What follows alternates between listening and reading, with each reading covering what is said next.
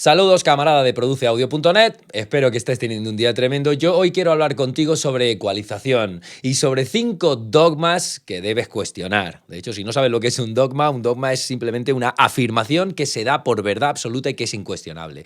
Y yo te recomiendo que en el home studio, en tu trabajo de mezcla y de producción musical, jamás te dejes llevar por reglas inquebrantables o por tablas de Moisés de mandamientos que siempre se cumplen o por recetas mágicas que siempre hay que aplicar. Como bien sabes, desde produceaudio.net, y si no lo sabes porque este es el primer vídeo que ves, pues yo te lo cuento, yo soy un defensor acérrimo de que se puede competir y se puede conmover con las mezclas que hacemos desde el estudio en casa. La única condición es que trabajemos de forma consciente y que sepamos por qué damos cada paso y que tengamos una justificación teórica para dar cada paso. Y es lo que yo te recomiendo a ti y lo que intento compartir con estos vídeos. Me gustaría de verdad invitarte a reflexionar acerca de, en este caso, la EQ y acerca de todo lo que se comparte en internet y todas esas reglas y esas fórmulas mágicas y esas pastillitas que siempre funcionan y que siempre tienes que seguir. Yo te insto de verdad a que cuestiones todo lo que lees, todo lo que ves y todo lo que haces en tu home studio si de verdad quieres competir. Dado que vamos a hablar sobre ecualización, lo primero que debemos hacer es definir qué es la ecualización y entender para qué utilizamos la ecualización tanto en la mezcla como en la producción musical, es decir, en nuestro trabajo en el home studio. Recuerda, la ecualización es un proceso para alterar la respuesta de frecuencias de una señal sonora utilizando filtros lineales que, dado que ajustan el volumen de la señal en frecuencias o en rangos concretos, pues se van a poder concebir como simplemente potenciómetros o knobs de volumen de frecuencias específicas que te van a servir a ti para esculpir tus señales de forma muy precisa y decir, voy a quitarle 3 dB en 240 Hz y así no cambio el volumen de mi señal, pero sí cambio el volumen de la banda de 240 Hz, o voy a añadir un poquito de brillo en 8000 y voy solo a cambiar el volumen de mi señal en 8000 Hz, es decir, que es un arma muy precisa y además, dependiendo del tipo de hardware o de software que utilices para ecualizar, puedes utilizar a lo mejor un ecualizador analógico o puedes utilizar a lo mejor un plugin que emula un ecualizador de API o de SSL, pues la ecualización que vas a aplicar además tendrá un color añadido concreto que está asociado a la propia circuitería del cacharro, ¿no? Del hardware que has utilizado o del plugin que emula al cacharro que has utilizado. O sea que además de cambiar, digamos, la textura y el balance frecuencial de tus pistas con la EQ, vas a añadir una coloración típica de ese cacharro en concreto, porque una EQ de SSL y una EQ de API y una EQ digital no devuelven el mismo resultado, incluso con los mismos parámetros. Por eso debes distinguir siempre entre una EQ digital, que es una EQ muy precisa y muy cristalina, que no suele añadir coloración, y una EQ analógica, que es mucho menos precisa normalmente porque está basada en cacharros más antiguos que tenían menos precisión y que además se supone que tiene, en el caso del hardware por supuesto lo tiene, y en el caso del software se supone que emula una circuitería interna que colorea tu señal. Así que una vez que hemos definido lo que es la ecualización, deberíamos entender para qué la utilizamos en el estudio. Tú sabes que la utilizamos para corregir la carga de frecuencias de una señal en un rango concreto y así poder pulirla, ¿no? Y mejorarla o simplemente filtrarla o potenciarla. También la utilizamos para esculpir un grupo de pistas de forma global y darles cohesión sonora. Por ejemplo, una EQ en tu máster que afecta a toda tu mezcla o una EQ en un grupo de batería que afecta a toda la batería. También la utilizamos para corregir la respuesta de un equipo en un entorno concreto, por ejemplo, de tu coche, que tiene una EQ, el cassette de tu coche, ¿no? O el CD de tu coche, o tu equipo IFI de casa, que tiene una ecualización y que tú puedes modificar o alterar. ¿Para qué? Pues para que la música suene mejor, ¿no? En el entorno en el que está sonando, ¿no? Y también utilizamos la EQ para destrozar una señal con un propósito artístico concreto. Es decir, que la EQ no es solo, digamos, una herramienta para pulir y mejorar. A veces queremos destrozar con nuestra EQ porque tenemos un objetivo sonoro en la cabeza y utilizamos la EQ para cumplirlo. Una vez que hemos hablado de ecualización, vamos a empezar a hablar de dogmas. En el concreto de 5 dogmas que probablemente tú estés harto de ver ya en internet. Yo los he visto en muchísimos vídeos, en muchísimos blogs, en muchísimos foros y desde luego creo que llega el momento de que utilicemos la cabeza, que para eso la tenemos encima de los hombros, para pensar y para cuestionar todo aquello que leemos y tener una opinión propia y una metodología de verdad eficiente. En primer lugar, el dogma 1, filtra siempre el grave de toda pista que no sea bombo y bajo. Eso es algo que hemos escuchado en muchos sitios y que es verdad, tiene cierta parte de verdad. pero no puede ser una regla que siempre se cumple y que tú siempre cumples a rajatabla. Y te explico por qué. Es cierto que para tener un low end o una zona de grave bien redondita y sin excesos en tus mezclas, pues es recomendable filtrar toda pista que no esté invitada a la fiesta de graves para liberar ese espacio para quienes sí están invitados a esa fiesta de graves, que son normalmente tu bajo, tu bombo, tus sintes más graves. Piensa en tu zona de graves de 20 a 100 hercios como una pequeña discoteca privada donde no todo el mundo puede entrar, porque si todas tus pistas tienen carga de 20 a 100 hercios, tu zona de graves va a ser un follón, va a ser un barullo donde todas las pistas entregan contenido y donde probablemente vas a tener un problema de definición de grave. No obstante, hay elementos de tu mezcla que a priori deberían ser filtrados, pero si tú no evalúas antes de filtrar y si llevas este dogma a rajatabla y lo cumples siempre sin pensar, podría cepillarte cualidades naturales de tus instrumentos sin darte cuenta. Y eso puede llevarte a un problema sonoro en fases posteriores. De hecho, un ejemplo claro son los toms de la batería, que muchas veces dices, bueno, estos no son ni bombo, ni bajo, ni sinte grave, los filtro. Bueno, depende de la interpretación. Un tom necesita cuerpo y a lo mejor si haces un filtrado por debajo de 100 o de 150, probablemente desvirtúes ese tom y acabes teniendo un problema sonoro, porque luego dirás, anda, mi batería no suena tan redonda como la de Metallica. Claro, es que a lo mejor no te has planteado que en ciertas mezclas hay que filtrar los toms y en ciertas mezclas no hay que filtrarlos. O incluso en ciertas zonas de tu mezcla hay que filtrar tus toms y en otras a lo mejor no. Y eso es un trabajo de pensar. De hecho, también pasa con las pistas room, tanto de batería como de guitarras y otros instrumentos. Yo te voy a mostrar un ejemplo en Pro Tools directamente. Fíjate, yo tengo aquí una sesión donde tengo un tema de mi nuevo EP y fíjate que esto es una sesión que está en crudo. Tengo pistas de batería, pistas de bajo, de guitarra y de voces. Y el procesamiento aquí es cero. Si te das cuenta, yo no tengo ningún plugin ahora mismo activado.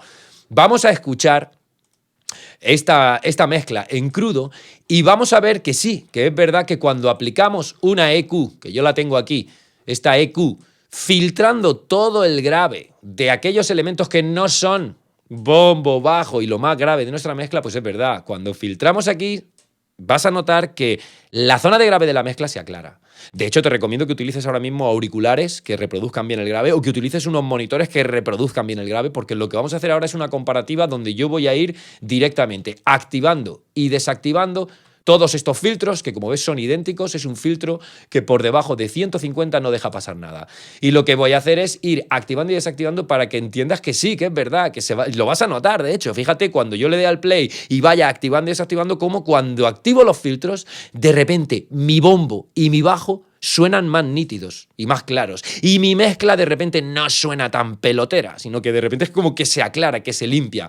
Fíjate, vamos a escuchar sin EQ y yo voy a ir activando y desactivando para que podamos hacer la comparativa. Mira.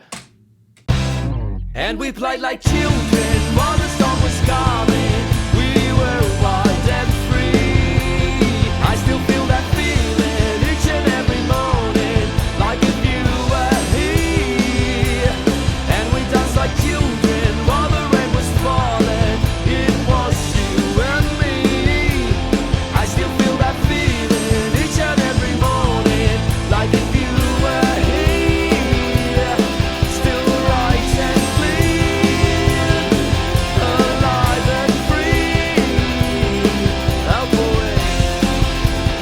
¿Te das cuenta como cuando activo estos filtros mi mezcla se aclara? De repente, lógicamente, en una EQ quitar grave es como añadir medio y agudo. Lógicamente parece que lo que estoy añadiendo es un poco de brillo, un poquito de medio, ¿no? Un poquito de rugiente. Y sobre todo, estoy perdiendo un montón de pelota de esa mezcla. Y además, mi bajo y mi bombo, que son los elementos más graves en este caso, suenan más nítidos, suenan más claros. Todo se aclara, todo suena un poquito más nítido, todo suena un poquito menos bolero. Y claro, lógicamente, pues podríamos pensar, en efecto, esto funciona y lo voy a aplicar en mis mezclas una y otra vez a partir de ahora porque es un truco, una técnica que me va a permitir sonar mucho más nítido y más claro.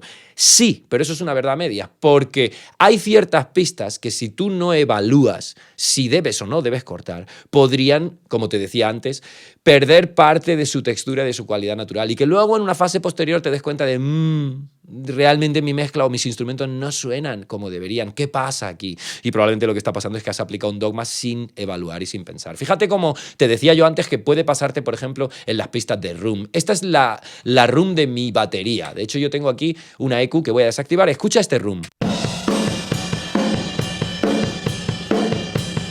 Esa es mi pista de room. Si yo aplicase el filtro que decíamos antes,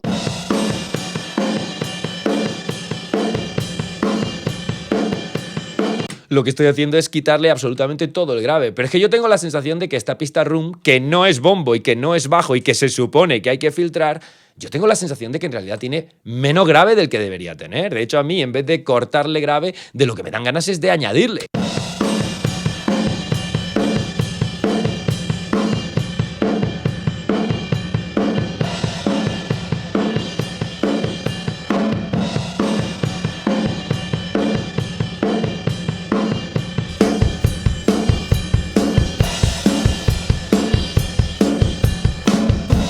Fíjate como cuando le añado grave, realmente mi batería suena muchísimo más redonda y suena muchísimo más natural. Y fíjate que aquí lo que yo estoy haciendo es escuchar mi room con respecto a mi batería, en relación a toda mi batería, y entender qué necesito de ese room. Y antes de aplicar filtros de forma, digamos, dogmática y de forma, digamos, absoluta y sin meditar, lo que estoy haciendo es analizar el material que tengo y entender qué objetivo sonoro tengo y entonces aplicar soluciones a los problemas que encuentro. Una vez más, fíjate, cuando activo esta EQ como mi batería, de hecho voy a activar todas las de antes, excepto la del room, y fíjate como cuando activo esta EQ mi batería suena más redonda y suena más natural, además mucho más cerca del objetivo sonoro que yo tengo en este caso. Fíjate.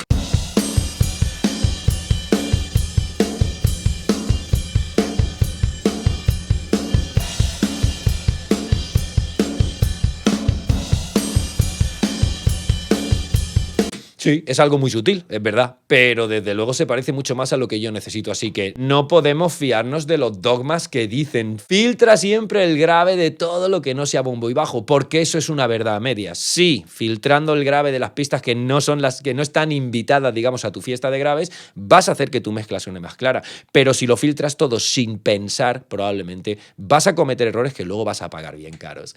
Dogma número 2, los preset signatures son muy fiables porque los diseñan los profesionales. ¿Quién no ha tirado de un preset? ¿Quién no ha tenido una pista delante, ha tenido que ecualizarla y ha dicho, ¿cómo ecualizo yo esto? No lo sé, ¿qué es esto? Una caja de una batería, preset, EQ caja, y listo, para adelante. Contra, si esto lo ha diseñado un profesional, ¿cómo no va a funcionar en mi mezcla? Y sí que es cierto, camarada, que en la mayoría de los presets que traen tus plugins están diseñados para cubrir, digamos, los movimientos más frecuentes a la hora de filtrar una pista concreta.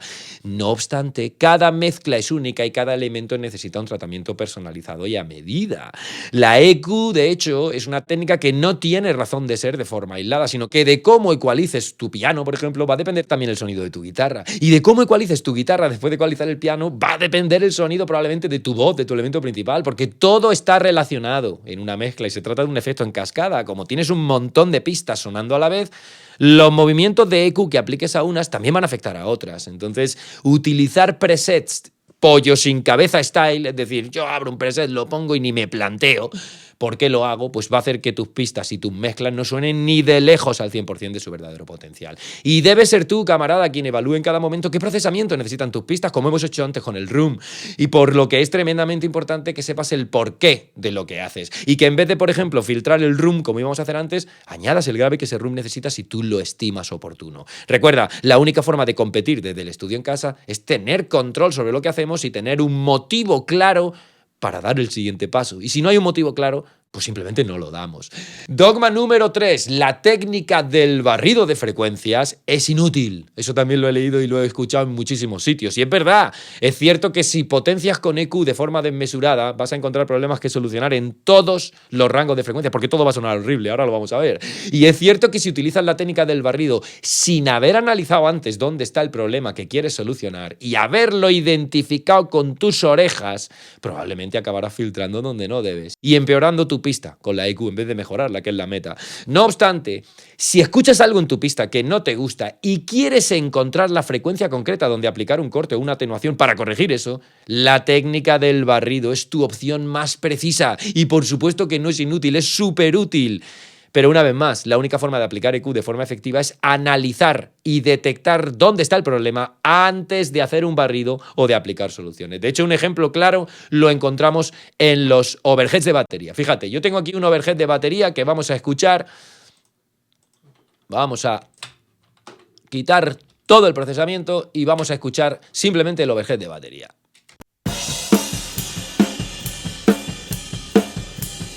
Ese es mi overhead. Si yo hago una técnica de barrido simplemente por el mero hecho de hacerla, pollo sin cabeza style y sin meditar, fíjate lo que pasa.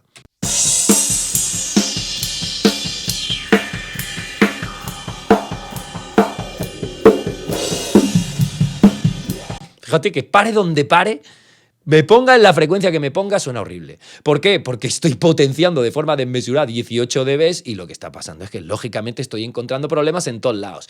Ahora bien, si yo escucho con atención este overhead de batería e intento entender qué problemas tienen, qué problemas los separan del objetivo sonoro que yo tengo, fíjate cómo la técnica de barrido es súper útil porque me va a ayudar a ponerle nombre y apellido a la frecuencia que estoy buscando. Vamos a escuchar y vamos a analizar un segundo. En crudo, en frío.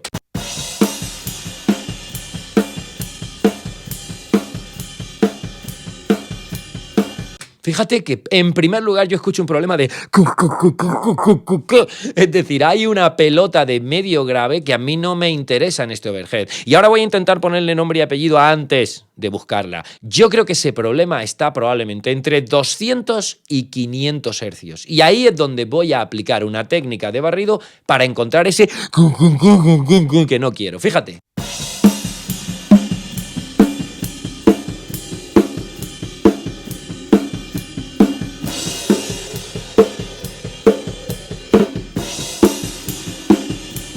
Ese es.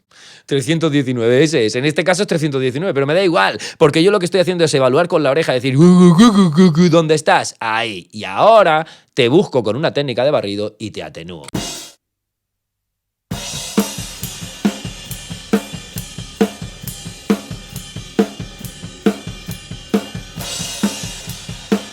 Perfecto. Otro problema que encuentro en este overhead. Me duele la campana. Creo que el king, king, king del ride es un poco doloroso de más. Y creo que probablemente ese problema está entre 2500 y 6000 hercios. Y es ahí donde voy a buscar.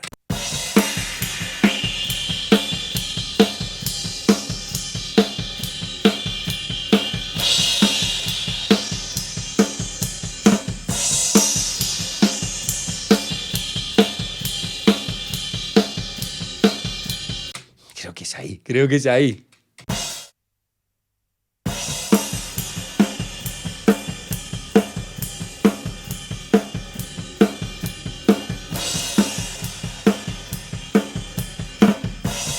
Voy a compensar el volumen de salida porque dado que estoy reduciendo aquí, estoy perdiendo un poquito de volumen global, lo recupero y ahora voy a comprobar si lo que he aplicado con ecualización, buscando con esta técnica de barrido, es realmente lo que esta pista necesita para parecerse más a mi objetivo sonoro y parecerse más a lo que yo quiero que sea esta pista. Fíjate, sin y con EQ.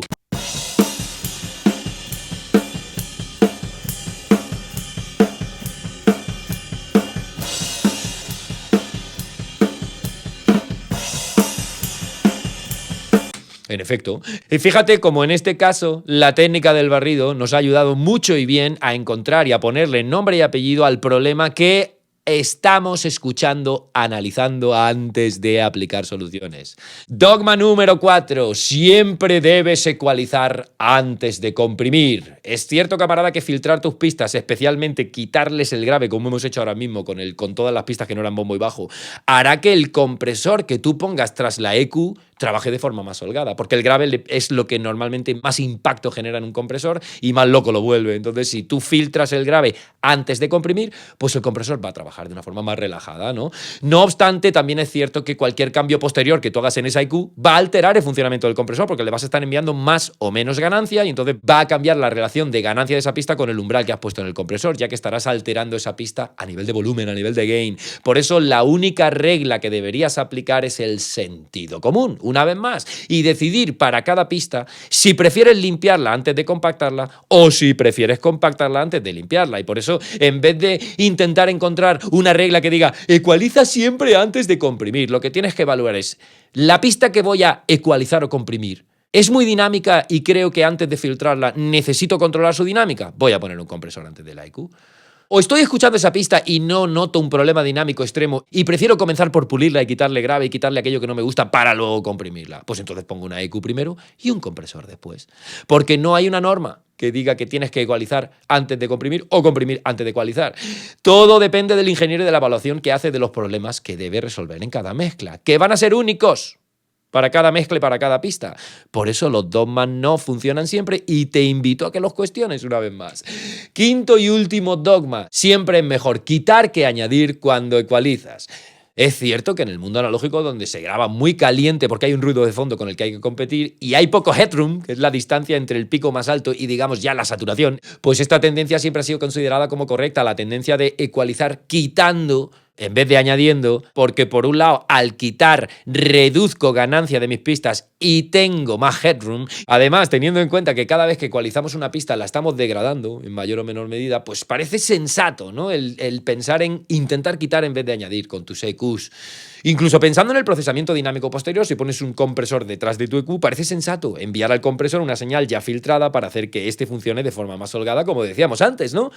No obstante, y aquí es donde debemos pensar otra vez, en el mundo digital no hay problemas de headroom. Si tú trabajas a un nivel óptimo de entre menos 18 y menos 12 dB full scale, tú no vas a tener problemas de headroom porque no tienes ruido con el que competir y porque no vas a estar trabajando súper arriba. Luego, añadir con tu EQ no tiene por qué ser un problema de, digamos, de pérdida de headroom, como pasa en el mundo analógico.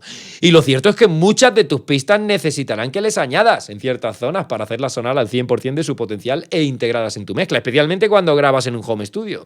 Muchas veces vas a tener que quitar suciedad con tu EQ. Pero es probable que también tengas que añadir ciertas cosas con tu EQ que no tienes en tus pistas en crudo. Una vez más, debes ser tú quien evalúe en cada momento qué necesitan tus pistas. Y además aquí vas a poder ver el protocolo que yo utilizo para quitar o añadir siguiendo un orden lógico que creo que te puede ayudar.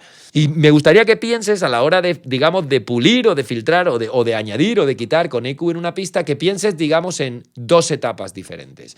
Yo lo hago mucho con mis slots. Fíjate que yo tengo aquí 5 slots para añadir plugins y aquí otros 5. Yo intento pensar venga, tengo una pista de bombo.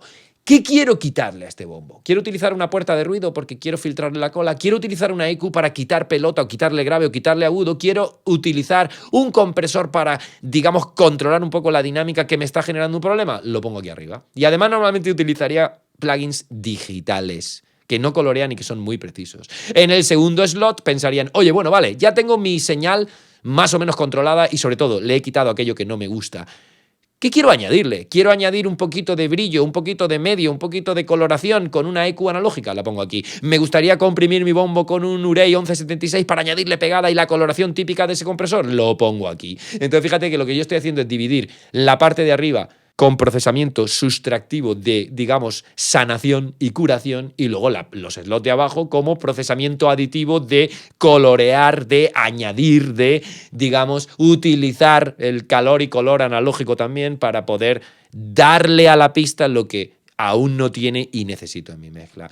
En todo caso, camarada, el problema que tiene no cuestionar los dogmas es que, especialmente cuando somos autodidactas y estamos comenzando, o cuando ya llevamos un tiempo y estamos hartos de fracasar y de escuchar nuestras mezclas en el coche y decir esto no suena, tengo un problema, tengo que encontrar una solución, lo que buscamos en internet son recetas mágicas que siempre funcionen y que nos salven de los problemas que tenemos. Y al escuchar algunos de los dogmas de los que hemos hablado hoy, tendemos a pensar, claro, tiene sentido, a partir de ahora lo aplico a rajatabla en mis mezclas, qué guay, qué bien, he aprendido, qué listo soy. Y eso nos conduce a dejar de cuestionar todo lo que hacemos en el home studio. Y eso nos conduce, camarada, a trabajar aplicando recetitas infalibles sin ningún tipo de razonamiento teórico previo. Eso se llama pollo sin cabeza style en mi tierra. Y no es el camino para conseguir los resultados que quieres conseguir y tener el control de lo que haces. Esos dogmas, aplicándolos a rajatabla y sin pensar, se convierten en los asesinos de nuestro sonido final. Porque tu sonido, camarada, no depende de técnicas ni de plugins, depende de ti, el ingeniero que debe solucionar los problemas de cada mezcla. Y si no piensas, si no cuestionas, si no analizas lo que tienes delante, si no tienes un objetivo sonoro, poco o nada vas a acertar con tus filtrado de grave, aplicación de presets, aplicación de técnicas de barrido, da igual. Poco o nada vas a acertar y poco o nada vas a solucionar si no eres capaz de ver el problema. Así que, camarada, si esto que te digo ha encendido una bombilla en tu cabeza y si de verdad te apetece dar el salto de trabajar como un pollo sin cabeza haciendo caso sin pensar y sin razonar de todo lo que escuchas y ves en internet que parece un dogma que tiene sentido y quieres empezar a trabajar en tus mezclas teniendo control absoluto sobre lo que haces y planteándote por qué tienes que hacer algo antes de hacerlo, te invito al videotraining 3 secretos para transformar tus mezclas en solo 24 horas con el setup que ya tienes en casa. Un videotraining de más de 1 hora de vídeo HD y además con un ebook descargable donde justo te voy a hablar de 3 Fundamentos que además están basados en esta forma de trabajar, el ingeniero que analiza, que detecta problemas y que luego actúa y que no se cree absolutamente nada de lo que ve o lee en internet y que solo aplica lo que debe aplicar porque todo lo que aplica lo cuestiona antes de aplicarlo y solo aplica procesamiento con un motivo. Si te gusta esta forma de pensar, si quieres indagar un poquito más y además si quieres conocer 3 secretos que te aseguro que si no estás aplicando lo que te digo en tu mezcla van a cambiarlas en solo 24 horas, no te lo pierdas. Vete a produceaudio.net/regalo porque te vas a encontrar este regalazo que, como te digo, está basado en ti, en tu protocolo, en tu forma de trabajar, en tu forma de analizar, de pensar y de cuestionar. Y está alejado de plugins, tips de 5 minutos y de las tablas de Moisés que o cumples o jamás sonarás profesional. En fin, espero que este vídeo te haya inspirado y te haya hecho pensar, utilizar la cabeza y te haya hecho reflexionar acerca de cómo trabajas y de cómo aplicas tu EQ y cómo aplicas procesamiento a tus pistas. Espero que este vídeo te sirva para entender que sí se puede competir desde casa con plugins nativos y un Pro Tools o un Logic o lo que tengas. No hace falta comprarte nada. Pero tienes que utilizar la cabeza, camarada. Tienes que empezar a pensar en ti como artesano, como ingeniero y en tu método de trabajo y en tu forma de trabajar como la única garantía de entregar mezclas realmente conmovedoras y realmente competitivas. Y una vez más, si te interesa este acercamiento basado en ti y no en tus plugins, tus cacharros y las tonterías que hay en internet, no te pierdas el video training con los 3 secretos que van a transformar tus mezclas en solo 24 horas. Nos vemos en produceaudio.net/regalo, en las redes sociales, en el blog o donde tú quieras. Que tengas un día tremendamente productivo y a usar la chola, que para eso la tenemos. Chao, chao.